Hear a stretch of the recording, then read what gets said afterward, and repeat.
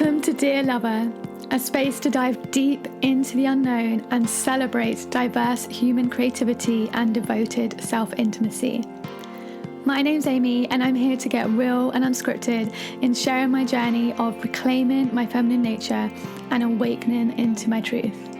We'll be sharing conversations and stories on self-love, sensual embodiment, intimacy, and creative empowerment, all with the intention to be on this journey together of coming home to our heart, embody the fullest expression of our sexuality, and lead with love, compassion, play, and joy. So let's trust, breathe, and believe, and create magic together. Hello, and I'm so excited for you to tune into this conversation today. Thank you so much for listening. Today I'm joined by Marina, who is a Tantra and feminine embodiment teacher. She's also an English teacher at the British Council in Barcelona and creates safe spaces for women to express themselves and discover their true nature. Her intention is also to elevate the level of consciousness around the education system to lead from a more compassionate standpoint. And personally, talking from experience, I have attended this woman's workshops multiple of times, and they have been so transformative, so intimate, and so powerful to deeply connect in a safe space with other women and myself. And the fact that Marina is a teacher as well, this just shows that there is space for both. Both of these are needed, Tantra and leading through example. So without further ado, enjoy the interview. Well, welcome, Marina. Thank you so much for being here. I'm really excited for this conversation, and we were having a conversation before we pressed record, and as to how intimate this conversation we all have is. So yeah, thank you for being here, and it's an honor to share this conversation with the listener. And we both agreed that it's a much needed conversation, and as a listener, we believe that you'll resonate with a lot of it. So today we'll be talking about conscious sexuality and Marina's journey and in that, and also the work she does, and we're going to flow in that conversation together. So Marina, can you introduce yourself to the listener? Just give us an introduction as to who you are and what you do. Well, thanks for having me, Amy. I think we've been wanting to have this conversation for the longest time. It's finally happening. So thank you so much for giving me the opportunity. And introduce myself. So I am a Tantra and embodiment teacher. And I am a teacher, an English teacher. I'm juggling those two jobs at the moment. But this conversation is going to be focused more on the Tantra and the conscious sexuality aspect. Currently doing workshops for women, holding space for women, safe spaces where they can express themselves, be themselves without judgment, which has been sort of my biggest dream coming to life now. Yeah, I mean, and thank you for sharing. And I've attended a couple of Marina's workshops, and they are, you hold such an intimate and safe space. Like, I felt very like they were really impactful for me, and like the energy and the other women in those workshops, I feel like the energy that was created was from like the space that you were able to hold. So yeah. And you host them mostly in Barcelona or around Barcelona, is that right? Right now in Barcelona. But I would love to expand, also do this year probably I'll be doing some retreats, maybe in the south of Spain. But right now I'm mostly in Barcelona, yes. And open to have a lot of English speakers. I do them, Amy, bilingual, because I think we go beyond language. We speak the language that every woman understands.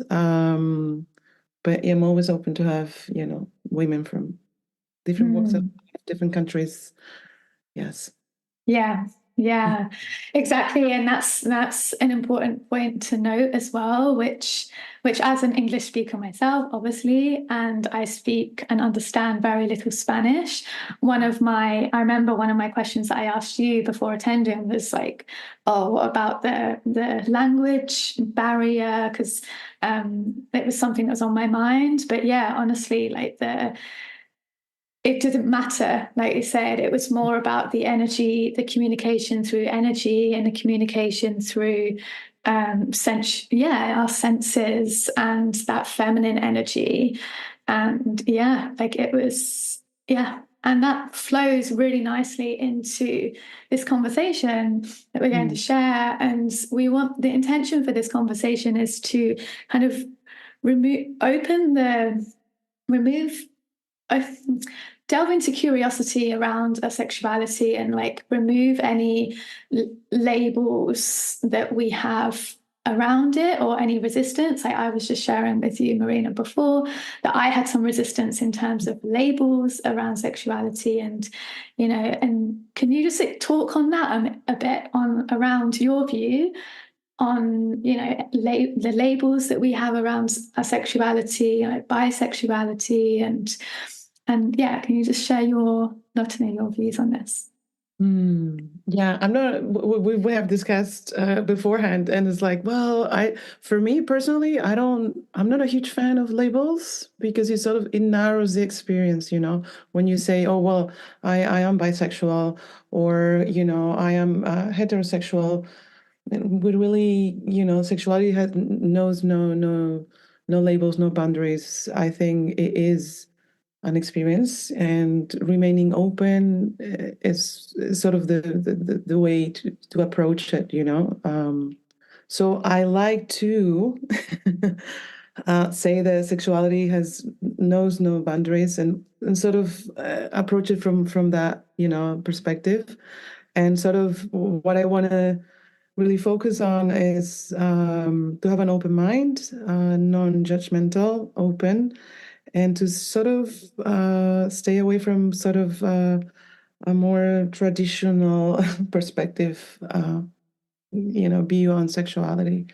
Yeah, yeah, yeah, and that that falls in line with aligns with the spiritual, that sex is a spiritual experience. And and I feel like as more and more of us awakening to spiritually awakening, and in turn like sexually awakening, I feel like that it's that's what's true, I feel like. And from what I hear you're saying is, I love that phrase, sexuality knows no labels, knows no bound, and it's an energy, it's a flow, and which is unique to each of us, yes, and how we express our sexuality. However, it's yeah, the labels are just something I feel like our minds like to put on because to understand it, right?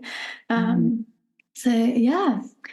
Great. So, Marina, can you share like with the listener, where were you in your like conscious sexuality, sexual empowerment journey 2 to 3 years ago, to give the listener a bit of a background of your personal journey? Well, 3 years ago, was going through a huge personal crisis, which is where magic happens, right? But at the time, I had ended a relationship, facing the shadows, a lot of pain. Was going through my awakening at the time. I was sort of, uh, sexually speaking, I could say that I was pretty much disconnected from my truth, my body.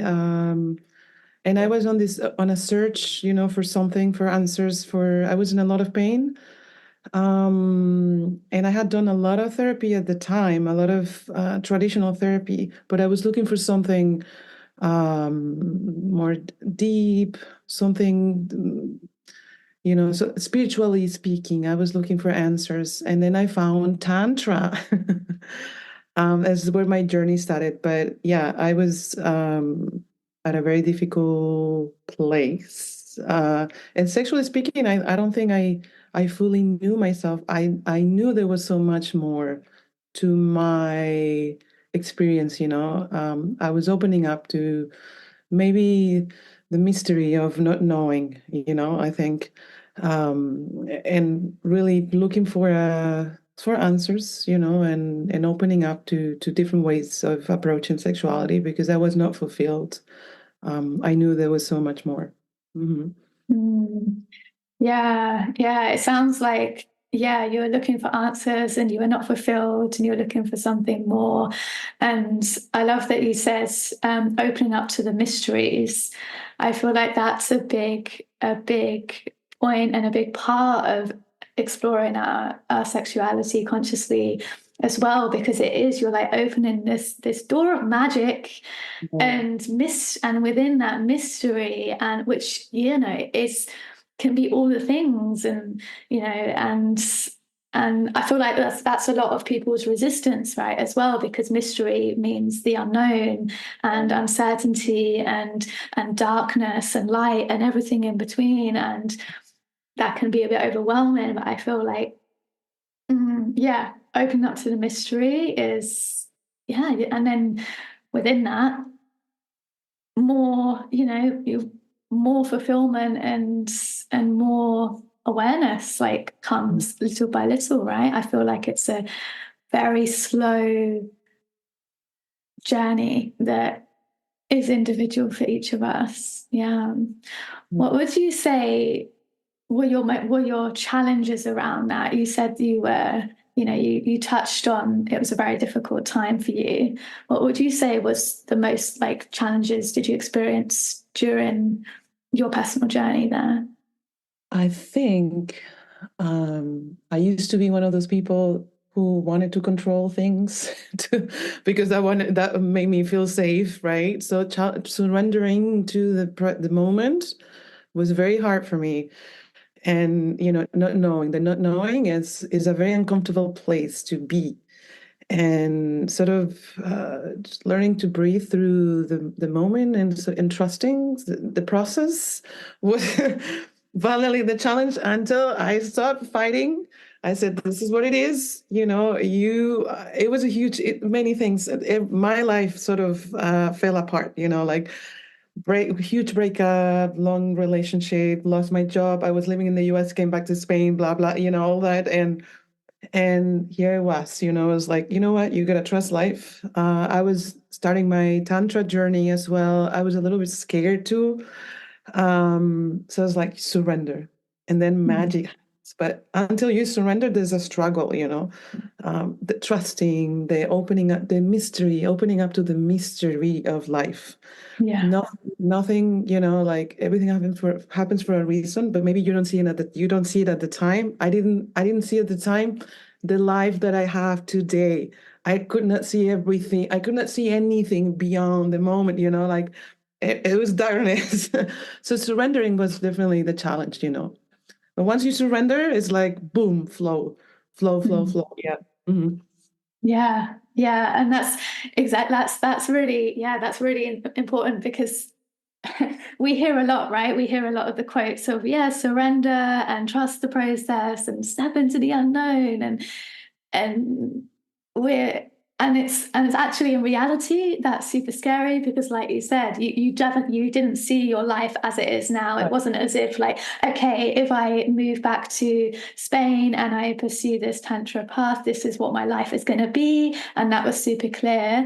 Like, it wasn't, and we're still figuring it out now, and it's a process. And yeah, I mean, what helped you to let's I mean, there's so many ways you could take this, because it's about the uncertainty, about surrendering and the unknown. It's all interlinked. But what helped you in terms of to surrender? Like a mindset shift, or in your body, or was it through conversations you were having, or a mixture of things?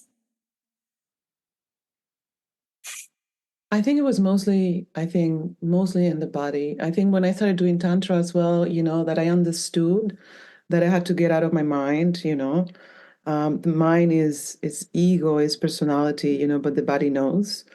So it was something, every big change in my life has always gone through my body. Like feeling, okay, I feel forgiveness. It has to be felt in the body. I feel openness. I feel, the need to surrender. It's always in the body. It's always in the body. Yeah. I've learned to trust the body, what the body needs, what the body, is. I have learned to really trust. Yeah. That's so important. Like, and also, yeah, I agree. And it's it's something that, like you said, it needs to be felt, and you Yeah. can't explain it. You can't, because I've had conversations with my friends and other women around, like, well, how do you surrender? And and it's like they want in like a mindset or a step-by-step process. I'm like, it's not. You're not going to get it through that. And if you think you are, it's just kind of a mind made thing that's not Right. really being embodied and integrated. And yeah, it needs to be felt. And I feel like your work with Tantra, like, definitely, is, it sounds like it's really been your path and your way to really embody. Like, I get a sense from you, Marina, like, yeah, like real embodiment and groundedness in your nature a lot. So yeah, it definitely shows. And what has, in terms of the embodiment, it's taking a little sidetrack here. In terms of the embodiments, I feel like that's really important, to just go into a little bit more. What what how do I phrase this? Like, what can you give the listener, like a practical, like a practice or a practical thing that they can simply do that will help with just, being embodied? Mm-hmm. Yes. Well, there's many practices with Tantra, no? But for me, I've always, this is a good question because people want to know what can I do at home, how can I connect with my body? And I think for us women, I've always been very sensual, very sexual as well. I had a hard time accepting this. I thought it was something bad, about myself. And then I found it's sort of the contrary, the most, for me, sensuality is self-love, period. So there's many practices that we do, in Tantra. Um, but one that I do and is very simple, is always, I don't know, if you meditate in the morning or if you want to connect with you in the morning, sort of meditation from, in the body, like meditate, be with you 5 minutes, only 5 minutes, you close your eyes and sort of connect with your body sensations. What is it, how does it feel, the body today, and maybe think about an emotion that you're feeling, like, okay, I feel stressed. Okay. Where does the stress feel in the body? Okay. It feels in the chest. Okay. Breathe through that. Okay. And ask yourself, what do I need? And so go in that loop, and I'm going to tell you why, because everything is linked, and with sexuality as well, like where, oh, how do I feel? Do I feel open? Okay. Openness. Do I feel the heart open? No. Yes. Okay. What do I need? Okay.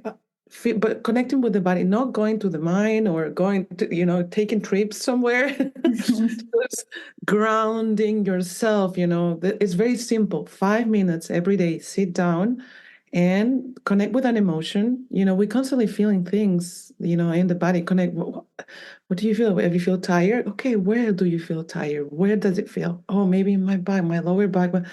Breathe through. What do you need? Maybe I need to lay down. Okay. And so having that conversation with yourself, I always say, 80% should be with you, 20% should be outside, and that, state of, grounding, then you interact with the world, but 80% should be with you.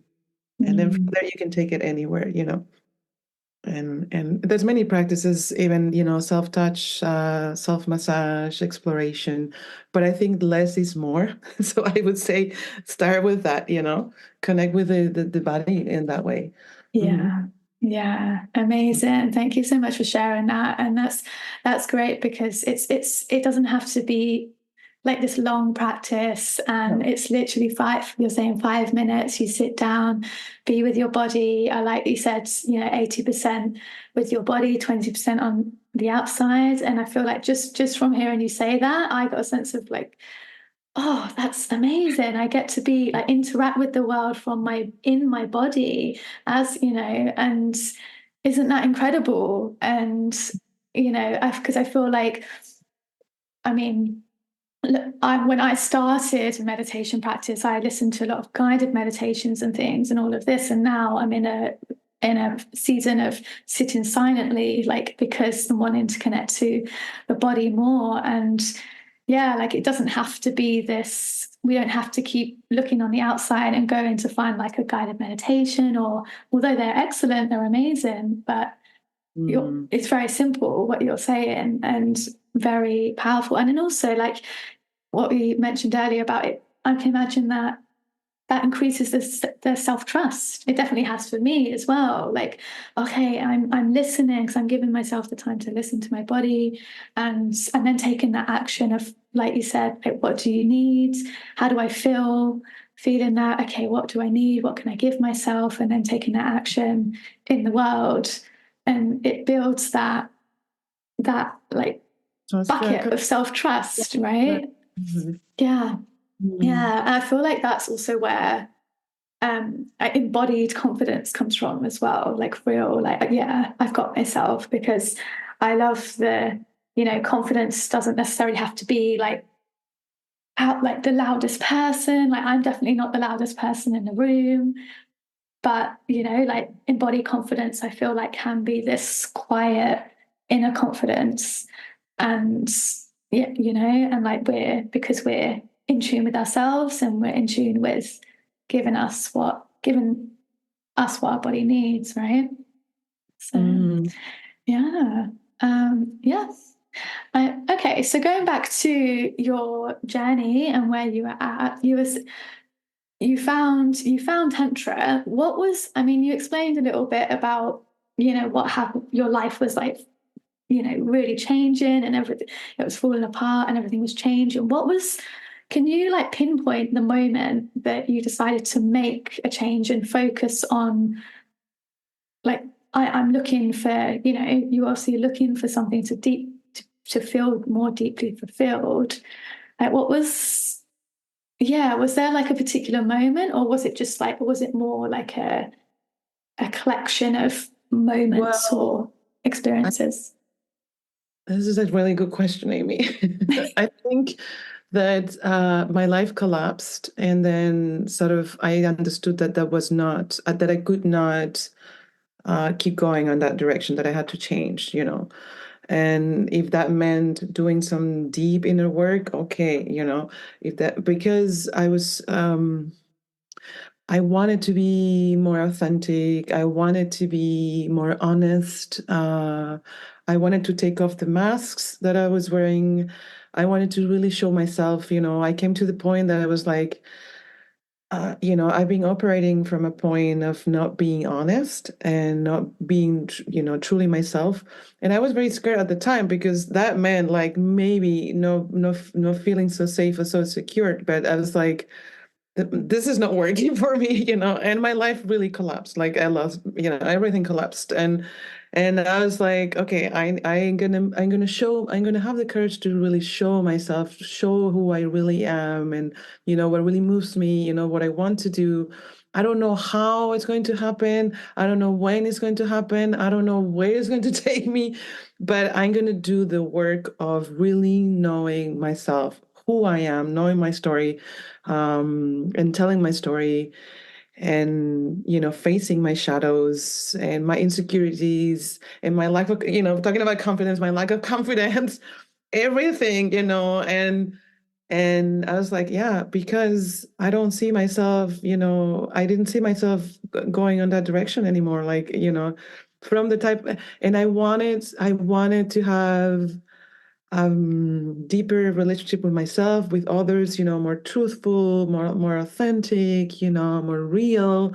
And for that, I had to change myself first, the change had to, and sort of face myself, and I had to, I knew that I was at that point. There was no way back, and that I had to do the work, the deep, deep inner work that has taken me where I am today. Yes. Yeah, wow. And honor, I mean, honor the courage and the curiosity as well. I feel like one that takes so much courage to face yourself, like you said, and yeah, and build that confidence and like you said, when you're there's no going back, there's no going back, and your life was collapsing, and it can be scary, but then it takes so much courage to not only pick yourself back up from that, but transform and thrive and go down the path that you have. It's so vulnerable and intimate journey with ourselves, and yeah, that takes so much courage, and in turn, I'm sure, builds your confidence as well. And yeah, and curiosity, like we talked about this word at the start, like I feel like, yeah, leading with curiosity helps, and not going with any sort of, it sounds like, you went in with no sort of expectation of this is how it's going to go. It was just a sense of, this is where I am, this is what I want, and let's go, and leading with that curiosity. So yeah, I feel like that's really important. What would you say to the listener who's like starting to explore their sexuality, and maybe maybe they've explored being with other women, and they've dated men in the past, and they're exploring, let's use the label, their bisexuality, or maybe they're bi-curious. Like, what would you say to them? Maybe they're kind of hesitant, or maybe they've got their own like judgments around it, whether it's their judgments, or or they're just they're kind of aware of the society's judgments around like bisexuality. What words of wisdom or advice, or even questions, you would give to that listener? Yeah, this is a good question, because I know because I have experienced that female sexuality is very, very powerful, and society tries to control us, right? To behave a certain way, to feel ashamed, to not really embrace it, right? Which has been my journey, like, oh, how am I going to do this? How am I going to, open up to women sexually? How am I, and I think in reality is way easier than we think. I think to do it from a place of knowing your boundaries as well, respecting your boundaries, the boundaries of the other person, having an open conversation. I always tell women, have a conversation beforehand, if you want to explore with women, or there are places where you can go but have an open conversation. Hey, what do you like? What are you into? What are your what are your boundaries? Have that conversation beforehand. Remain open. I don't know, lead with your heart. I don't know. I think it's easier than we flow so much. I think women have, an incredible capacity for pleasure, and And I think just opening up, have that energy. It's about energy. We're talking about energy, and one of the female energy is openness, just to be receptive, and magic happens, So just be opening up to what life can bring you, And if you really want to explore sexually, remain open. Just remain open and honest. And transform the fear into love, to say, and I think there is a lot of truth in pleasure. Our bodies are built for pleasure. We are naturally built for pleasure. Every our skin, the way we are built, and to share that with another woman is a gift. It is a gift. So just to remain open. And even if there's fear, embrace it, discuss it, even, I always say, have with your lover, have a conversation. It's going to make you feel closer, and it's going to make the experience more fulfilling, So this is something we do in Tantra, before we do any dynamics, we're going to do sensual touch or conscious touch in partners. Talk to the partner. What do you like? How do you like it? Is it a part of your body you don't want to be touched? Super basic, less is more, and then go and have fun. You know what I mean? Go and explore. And maybe the boundaries can change. Okay, so have the conversation, keep the conversation going, but just remain open to the experience, I would say. Yeah. Mm-hmm. Yeah. No, that's beautiful. That's beautiful. Yeah. And very valuable. And yeah, I mean, I've experienced in your workshops the value, like that, just that short conversation. It's not even a long conversation to have with your partner you're doing the practice with, the dynamic with, and just I feel like just from having that conversation and being held and being asked those questions of like, what do you like, and where do you like to be touched, or and also like where's not, where's off, where's your boundaries. I feel like just like from having that conversation, it, for me, in that spirit, I felt like safe, and it instantly opens you, relaxes your body, and two, and gives yourself permission as well of like, this is me, this is what I like, this is what I don't like, and let's explore it together. And that's in that short conversation, that's where the trust is built, and like you say, you go from there. Amazing. So Marina, so where are you now in your journey? Bring it back to the present moment, here and now. Where are you now in your journey? What's like the transformations you're currently going through? Tell us about that. Well, it's interesting because now you made me think, like how I have changed. My body has changed, sexually speaking. Where I am today. One of the things I've learned is that you can retrain the body. It doesn't matter the experiences you've had in the past. Because I have women who come to my workshops. There's a lot of trauma around sexuality. There's a lot of shame. You can work through that and connect, back to yourself and opening up to pleasure, which is what I am right now. But I always tell women that can be learned, and your body can open up again, and really your level of sensitivity, can really go up to levels you've never experienced before, which is what sexually speaking, right now, I feel very fulfilled, I think I am pretty much open to pleasure. There's no shame in enjoying it. I give myself permission. I am very straightforward with what I want and I don't want.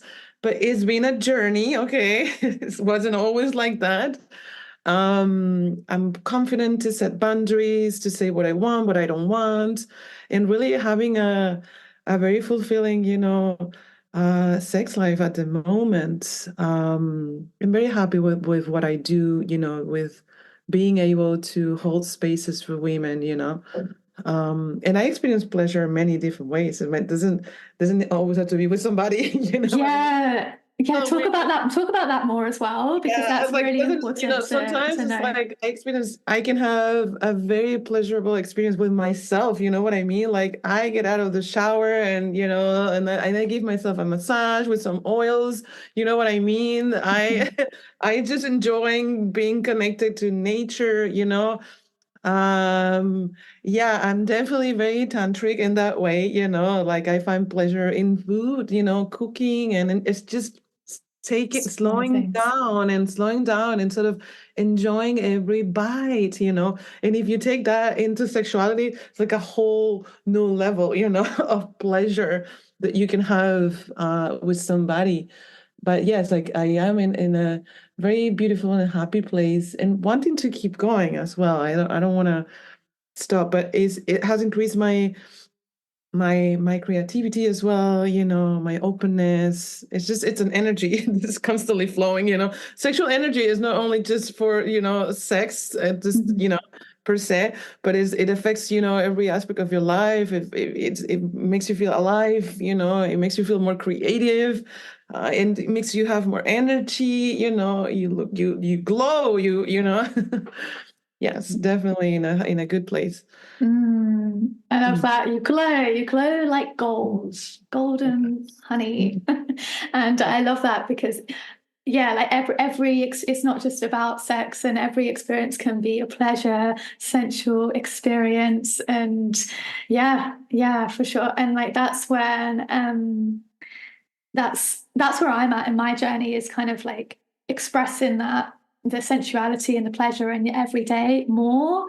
Like I've, yeah, more like I currently live now with a flatmate, and just like being that, like I'm used to living by myself, and experiencing my sensuality, with myself, and now I'm at the case of like experiencing sensuality and everything as like a pleasurable experience, yeah, around others.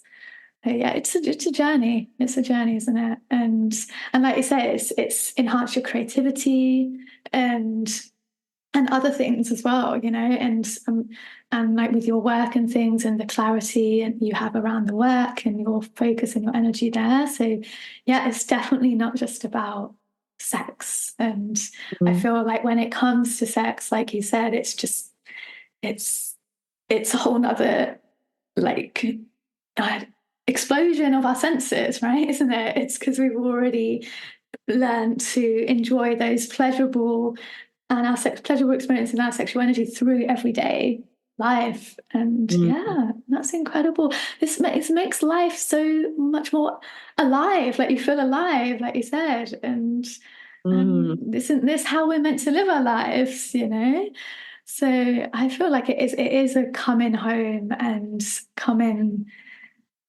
back to knowing that this is our true nature as well, especially as women, like you said, as our bodies are built for pleasure. So this is our true nature, and like we deserve it. We deserve it. And it's time to own it. Right. So yeah. Amazing. Okay, last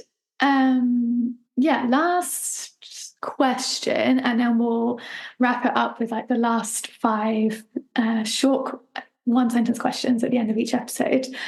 What was, from all of this, what is like your biggest lessons in your, yeah, 1 to 3 like biggest lessons in your journey of conscious sexuality and your sensuality, exploring this where you're at right now?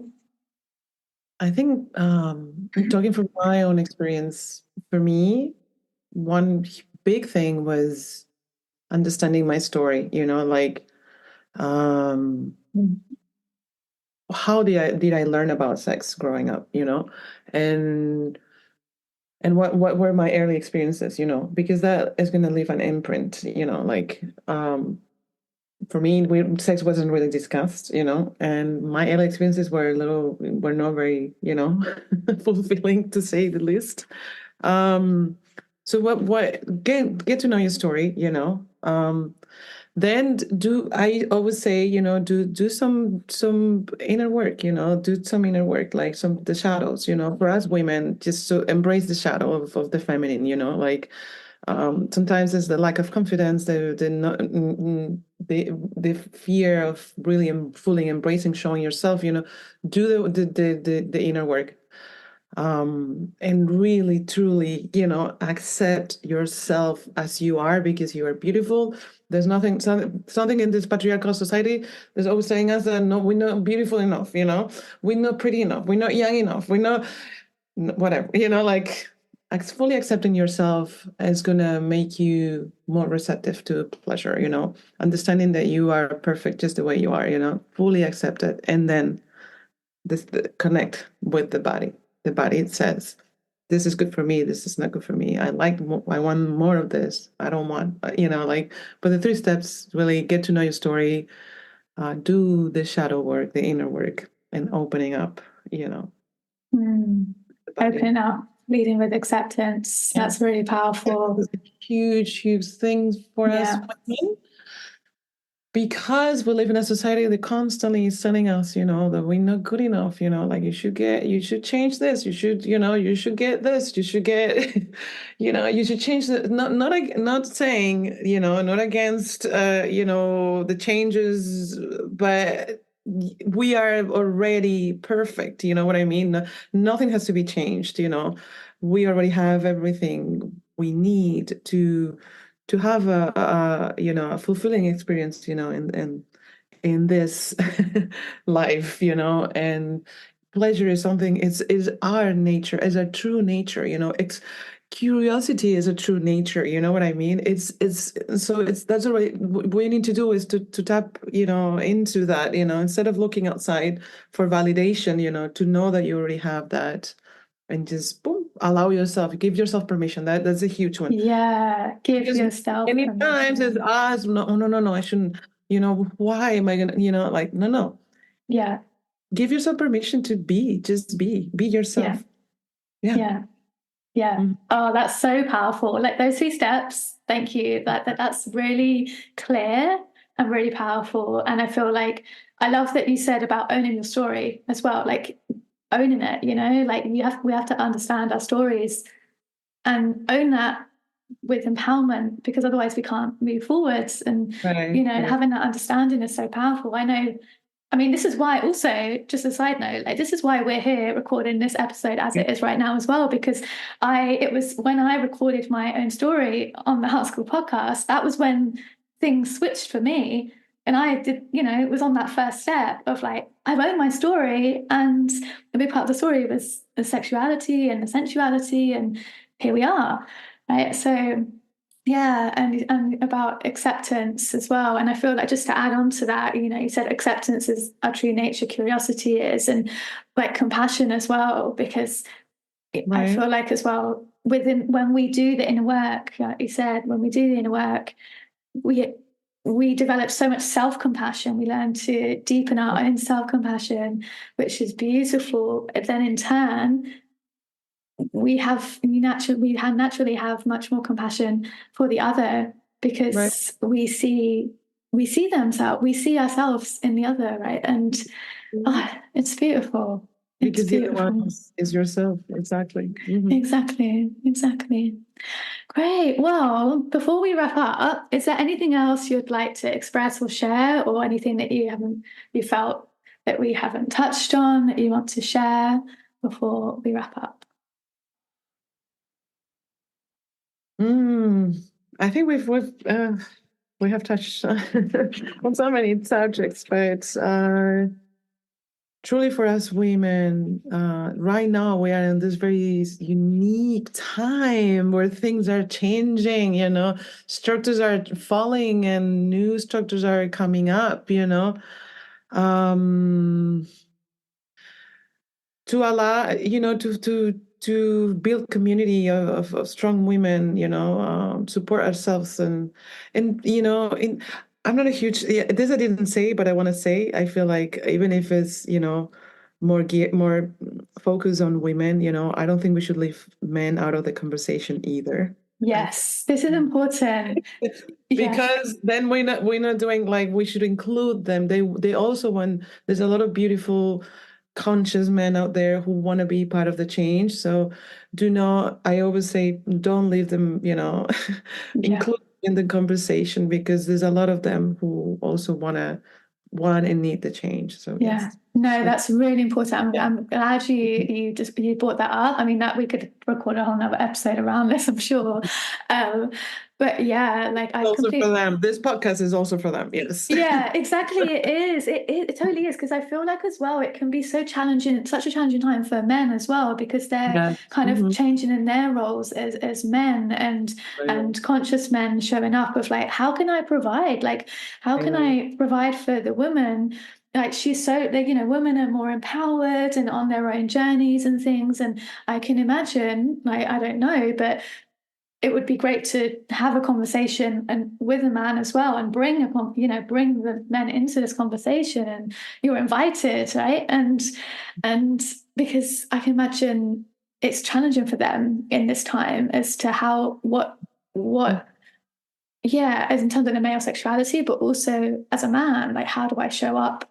How can I communicate with women? And then it's just on another side note as well, like in terms of the inner work and the internal work that we're doing as women with, especially around sexuality and sensuality. It's really important to harness the masculine energy within that, and I feel like the most important, because otherwise our feminine energy doesn't feel safe to flow and express and experience. We can't experience our feminine energy if we're not showing up and providing that masculine container, right? Yeah. Well, part 2 coming soon. But yeah, well, thank you so much, Marina. It's been a pleasure. Right, let's end with just 1, 2, 3, 4, 5, 5 just one sentence questions. These are general questions that I asked on the Hard School podcast as well, but I've just changed one of them to have a bit more of a focus around sexuality.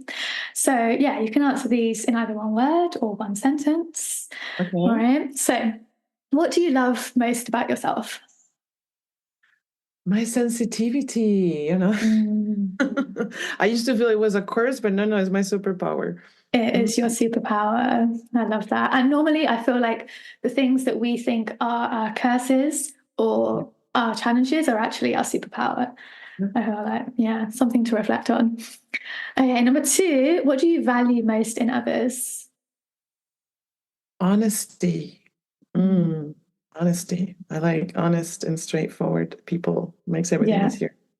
Oh, that's beautiful. And more peace comes from honest and straightforward people, right? Yeah.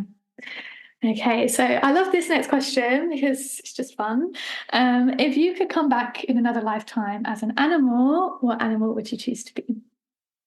I'd say I would be a lioness. I love that. Lioness. Yeah, I can feel that energy.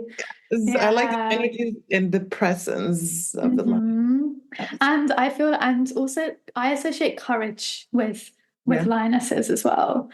Yeah, courage and like loyalty. Oh God, I resonate with that. I'm a Leo, so I have this I resonate with that energy.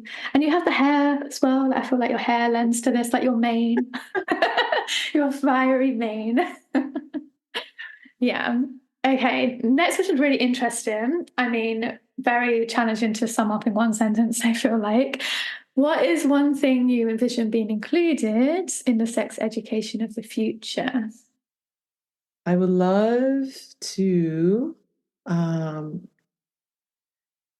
host or hold spaces for teenagers. And sex education for teenagers is a thing that's been in my mind as well. Like the early stages, when you are discovering your sexuality, I would love to be there. It would be a beautiful way to contribute and to give back. Yes. Yeah. It's working with women. It's like, I want to work with teenagers. Yeah, that would be super powerful, wouldn't it? And I feel like at that tender age is so sensitive, when we're just starting to explore as sensuality or sexuality. And gosh, I remember being so confused. Because it's something we didn't have. I didn't have. No. Not about you, but I didn't have. Nothing. Yeah. Mm-hmm. I had nothing. I think I was just like, the sex education class was, right, the condom, you put the condom on, Right. you're going to get STDs if you have sex. Right. And then with periods, I was given a book, everything you need to know about periods, read this, you're done. Right. Mm-hmm. Yeah. And I think that many people can resonate with that. And that's super. That would be so valuable. And I feel like in time, we're coming to that. I feel like everything is, it seems like it will go, that will be included. Like we are, Okay. it's just the way. I feel like, because I know, like I have like a student that I tutor right now, and she's very curious. She's very curious about everything, and I can definitely see that in the youngsters. Yeah. Okay, last question. Right from the heart, what is one piece of wisdom you would give your youngest self from your higher self now? I would have told my younger self that everything is going to be okay. To trust. Instead of like, running around like, thinking that everything's, is going to go wrong, and fear, just knowing that everything is going to be okay. It's going to be okay. Yes. Mm-hmm. Mm-hmm. Yeah, I resonate with that a lot. I resonate with that phrase, and everything's going to be okay, because then we can rest and receive and be in our bodies. Yeah.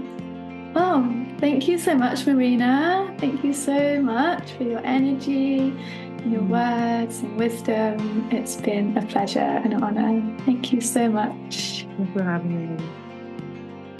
Thank you so much for listening in. If you enjoyed this episode, share it with a friend or post it on social media and tag me so I can personally thank you for helping to get the message out. I am so grateful to be on this journey with you. Talk to you soon.